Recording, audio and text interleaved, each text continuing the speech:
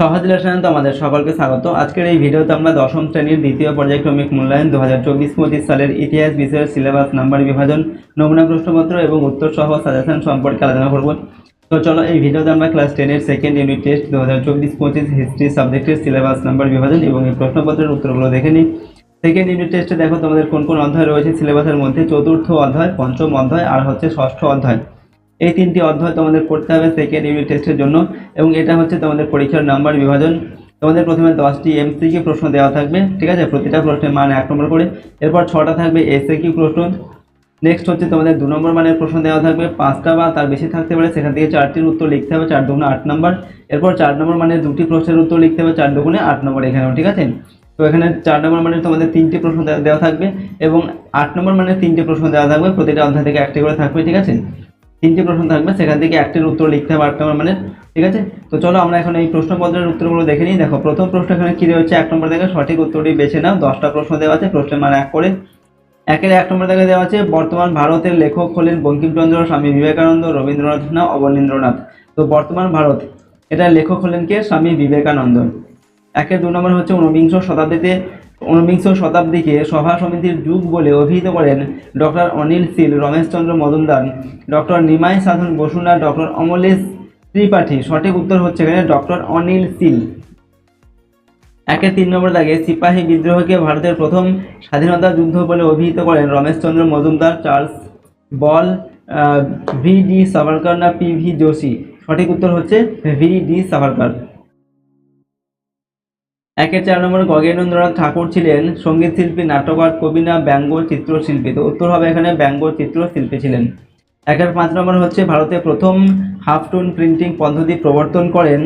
এখানে অপশন দেওয়া আছে সুকুমার রায়, উইলিয়াম কেরি, উপেন্দ্র কিশোর রায়চৌধুরী না জেমস অগাস্টাস হিকি। সঠিক উত্তর হবে উপেন্দ্র কিশোর রায়চৌধুরী, ঠিক আছে, প্রথম হাফ টোন প্রিন্টিং পদ্ধতি প্রচলন করেন বা প্রবর্তন করেন। 6 নম্বর হচ্ছে a grammar of the Bengali language গ্রন্থের রচয়িতা ছিলেন ম্যাথু ল্যাম্পিসডেন, এরপর হচ্ছে Nathaniel Brassey, Halhed, Charles Wilkins, William Jones. এখানে আমাদের সঠিক উত্তর হচ্ছে অপশন খয়টা হবে ন্যাথানিয়েল ব্রাসি, হ্যালহেড, ঠিক আছে।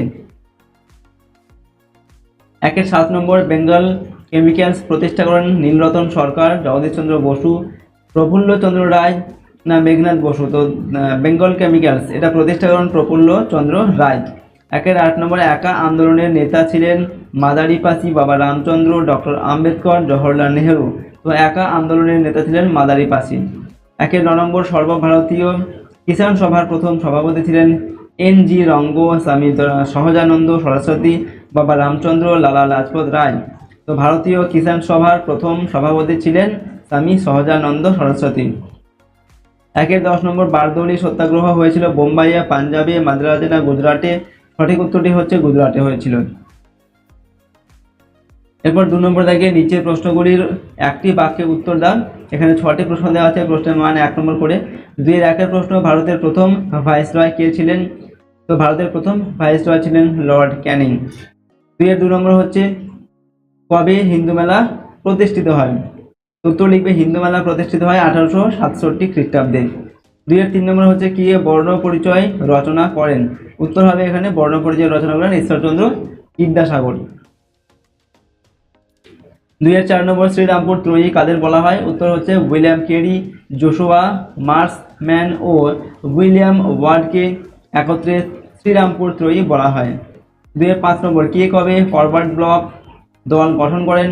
উত্তর হবে সুভাষচন্দ্র বসু 1939 খ্রিস্টাব্দে ফরওয়ার্ড ব্লক দল গঠন করেন। 6 নম্বর হচ্ছে লাঙল পত্রিকার সম্পাদক কে ছিলেন? উত্তর লিখবে লাঙল পত্রিকার সম্পাদক ছিলেন নজরুল ইসলাম। ওকে, তাহলে পরবর্তী প্রশ্ন দেখবো 3 নম্বর দাগে নিচের প্রশ্নগুলির 2-3টি বাক্যে উত্তর দাও, যে কোনো 4টি লিখতে বলা হচ্ছে, প্রশ্নের মান 2 নম্বর করে। 3-1 প্রশ্ন, আনন্দমঠ উপন্যাস কিভাবে জাতীয়তাবাদী ভাবধারাকে উদ্দীপ্ত করেছিল? এখানে উত্তর লিখবে আনন্দমঠ উপন্যাসে দেশীয় সংস্কৃতি ও ঐতিহ্যের উপর গুরুত্ব দেওয়া হয়েছিল। এই উপন্যাসটি ছিল স্বদেশিকতার বীজমন্ত্র, বিপ্লববাদের প্রেরণা ও শক্তি। সমগ্র দেশের জনগোষ্ঠীকে উদ্বুদ্ধ করে জাতীয়তাবোধকে জাগিয়ে তুলেছিল এই উপন্যাস।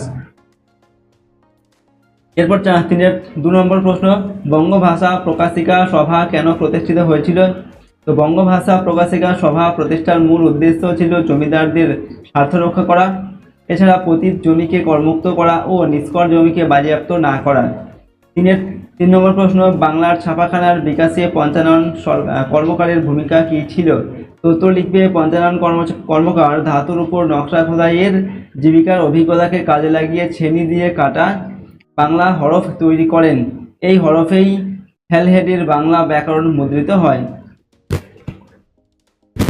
4 নম্বর, ভারতের কমিউনিস্ট পার্টিকে দ্বিজ বলা হয় কেন?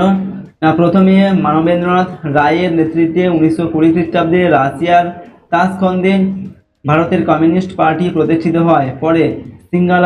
পরে সিঙ্গারাভেলু চেট্টিয়ারের নেতৃত্বে 1925 খ্রিস্টাব্দে ভারতের কানপুরে আনুষ্ঠানিকভাবে কমিউনিস্ট পার্টি প্রতিষ্ঠিত হয়। দুবার প্রতিষ্ঠার ফলে কমিউনিস্ট পার্টিকে দ্বিজ বলা হয়। 5 নম্বর, মানবেন্দ্রনাথ রায় কে ছিলেন? তো উত্তর লিখবে, মানবেন্দ্রনাথ রায় ছিলেন ভারতের একজন বামপন্থী স্বাধীনতা সংগ্রামী। তার প্রকৃত নাম নরেন্দ্রনাথ ভট্টাচার্য। তিনি 1920 খ্রিস্টাব্দে রাশিয়ার তাসখন্দে ভারতের কমিউনিস্ট পার্টি প্রতিষ্ঠা করেন। ওকে, এ হচ্ছে মানবেন্দ্রনাথ রায়ের পরিচয় আর কি। পরের প্রশ্নগুলো দেখো, 4 নম্বর থেকে নিচের প্রশ্নগুলির 7-8টি বাক্যে উত্তর দাও, যে কোনো দুটি লিখতে হবে। প্রশ্নের মান এখানে 4 নম্বর করে দেওয়া আছে। 1 প্রশ্ন, ভারত মাতা চিত্রে কিভাবে জাতীয়তা বোধ ফুটে উঠেছে আলোচনা করো। 2 নম্বর, ছাপা বইয়ের সঙ্গে শিক্ষা বিস্তারের সম্পর্ক আলোচনা করো। 3 নম্বর হচ্ছে টিকা লেখো মিরাট ষড়যন্ত্র মামলা। ওকে, 3টির মধ্যে যে কোনো দুটির উত্তর লিখতে হবে। 4 নম্বর মানের প্রশ্ন। 5 নম্বর দাগে 15-16টি বাক্য উত্তর দাও, যে কোনো একটি লিখতে হবে। প্রশ্নের মান 8 নম্বর। 5-1 প্রশ্ন, 1857 খ্রিস্টাব্দের বিদ্রোহের চরিত্র বিশ্লেষণ করো। ওকে, এরপর 5-2 নম্বর হচ্ছে 19 শতকে বাংলার কারিগরি শিক্ষার বিকাশ সম্পর্কে আলোচনা করো। 5-3 নম্বর, অহিংস অসহযোগ আন্দোলনের সময়কালে ভারতের কৃষক আন্দোলনের বিবরণ দাও। ঠিক আছে, তো এগুলো হচ্ছে তোমাদের 4 নম্বর এবং 8 নম্বর মানের প্রশ্ন। এই প্রশ্নগুলো কিন্তু তোমরা অবশ্যই ভালোভাবে প্র্যাকটিস করে নেবে। ওকে, আর আজকের এই ভিডিওতে আমরা ক্লাস 10-এর সেকেন্ড ইউনিট টেস্টে তোমাদের হিস্ট্রি সাবজেক্টে যে সমস্ত প্রশ্নগুলো আলোচনা করলাম, সিলেবাস, মার্কস ডিভিশন, ওকে, এই সব কিছু তোমরা কিন্তু ভালোভাবে প্র্যাকটিস করবে। আর যদি এই চ্যানেলে তোমরা নতুন হয় তো চ্যানেলটিকে সাবস্ক্রাইব করে রাখবে এবং পাশের বেল আইকনে প্রেস করে অল অপশনটিকে সিলেক্ট করবে। ভিডিওটিতে অবশ্যই একটি লাইক করবে, ভিডিওটি বন্ধু বান্ধবীর সঙ্গে শেয়ার করবে এবং কমেন্ট বক্সে নিজেদের মতামত লিখে জানাবে। তো আজকের এই ভিডিওটিকে আমরা এখানেই শেষ করছি। সম্পূর্ণ ভিডিওটি দেখার জন্য অসংখ্য ধন্যবাদ।